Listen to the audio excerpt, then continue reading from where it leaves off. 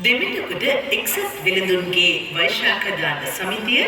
බුද්ධාලම්බන ප්‍රීතියෙන් යුක්තව 48 වෙනි වරටත් ඉදිරිපත් කරන මේ දර්ශනීය සුවිසල් වෙසක් තොරණේ මේ කතාවෙන් අප විස්තර කර දෙන්නේ දෙදිගු ලොවට අධිපති ශක්‍ර දේවේන්ද්‍රයාගේ උපත සහ සම්බන්ධ තොරතුරුයි ආදරණීය පින්වතුනි. අපේ තථාගත සම්මා සම්බුදුරජාණන් වහන්සේ ජේතවන මහා විහාරයේ ධර්ම මණ්ඩපයේ වැඩ සිටින අවස්ථාවක උන්වහන්සේ ඉදිරිපිටට පැමිණි කොසල් රජතුමා මෙම